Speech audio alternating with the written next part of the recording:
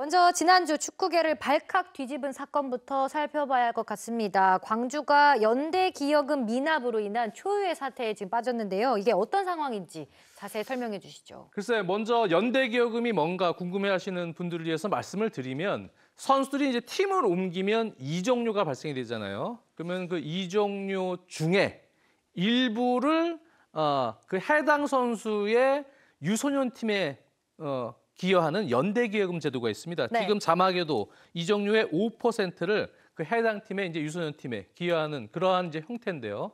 근데 이제 광주가 아산이라는 알바니아 선수를 영입하면서 3,000달러 정도 연대기여금이 생겼어요.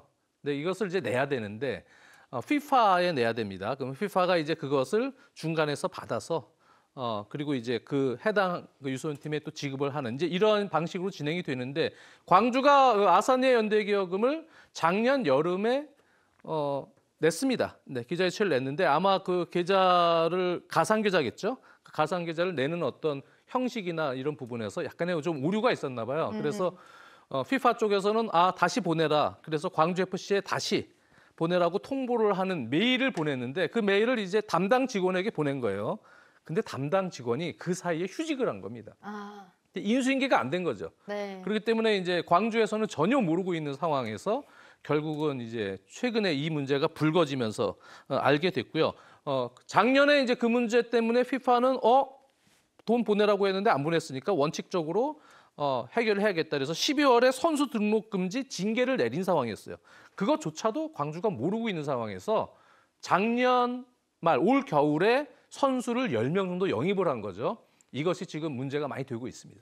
그러니까 피파 그 부분을 조금 더 부연 설명을 해드리자면 피파가 어떤 문제가 있는 팀에 징계를 할 때 이거를 그 해당 팀에 직접 통보하는 것이 아니라 축구협회, 해당 팀이 속한 축구협회를 통해서 알리게 돼 있는데요. 네. 문제는 협회도 이 상황을, 이 광주의 징계 상황을 제대로 인지하지 못한 정황이 드러났다라는 거죠.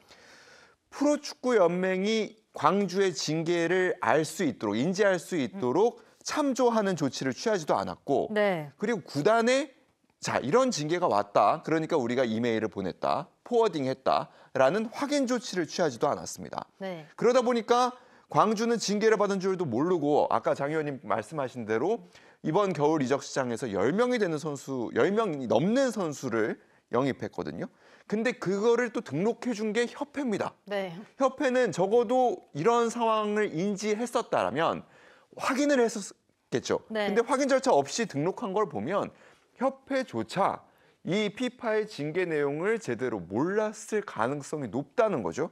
그러니까 솔직히 얘기하면은 뭐 뒤에서 다시 한번 얘기할 수도 있겠지만 황당한 일이 연속 잇따라서 벌어진 겁니다. 네, 중요한 건 아무래도 피파와 아시아 축구 연맹의 판단인데요. 가장 걱정이 되는 게 광주의 아시아 챔피언스리그 결과입니다. 이것도 이제 몰수패를 당한 전례가 있죠. 그렇습니다. 뭐 아시아 챔피언스 가깝게는 아시아 챔피언스리그 2부에서 있었던 히로시마의 사례가 있고요. 네. 조금 더 멀리 보면 2011년에 스위스 시옹이라는 팀이 비슷한 상황입니다. 일단은 뭐 알았냐 몰랐냐, 뭐 실수냐 아니냐는 차치하고 선수 등록 금지 기간에 등록한 선수가 10경기 리그 경기 그리고 2경기 컵 대회에 뛴 사례가 있었습니다. 이거에 대해서 어떻게 처리를 했냐? 이 12경기에 대해서 일괄적으로 승점 3점씩 총 36점을 승점 삭감하는 징계를 내립니다. 그러니까 이런 전례들을 봤을 때 광주는 상당히 지금 소명해야 될 것들이 많죠. 네.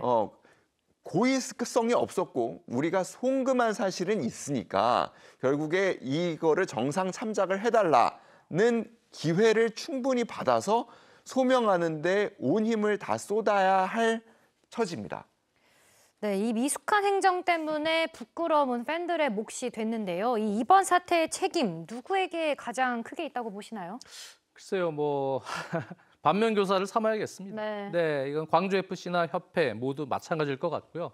특히 이제 FIFA처럼 어떤 중간에서 일을 중재, 업무 처리하는 이런 국제 업무 아닙니까? 네, 이런 부분에는 이제 전문 인력이 필요하고요. 네. 그거는 각 구단의 그런 영어도 할 줄 알아야 되고 같이 소통이 국내에서의 소통은 괜찮지만 이제 FIFA와의 소통은 이제 메일로 또 주고받고 또 영어로 업무가 처리가 돼야 되기 때문에 이런 전문 분야에서의 어떤 업무 이것이 인수인계가 제대로 안 됐다? 이거 사실은 조금 문제를 지적을 해야 되는 부분입니다. 그래서 네. 이 부분은 확실하게 이번 일을 계기로 어쨌든 개선이 분명히 필요하고요. 또 하나는 이제 협회도 마찬가지죠.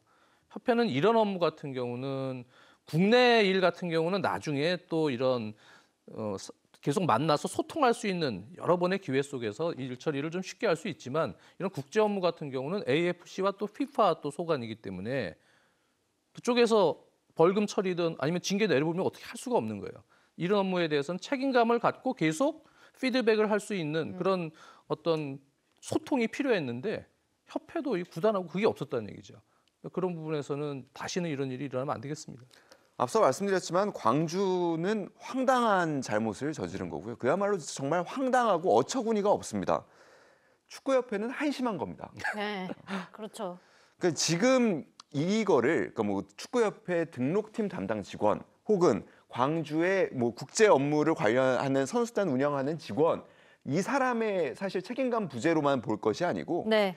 시스템 자체가 지금 한국 축구에 뭔가 잘못 돌아가고 있다라는 거를 분명히 인지를 해야 됩니다. 뭐 이 한 사례를 갖고 시도민 구단 전체를 비약할 필요는 없겠으나 시도민 구단의 지금 계속되는 행정적인 덜그럭거리는 현상들이 반복되고 있거든요.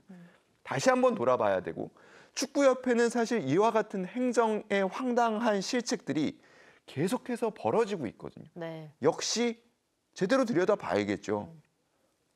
네, 광주와 축구협회가 이번 위기를 어떻게 극복해 나갈지 앞으로의 진행 상황 계속해서 지켜보겠습니다.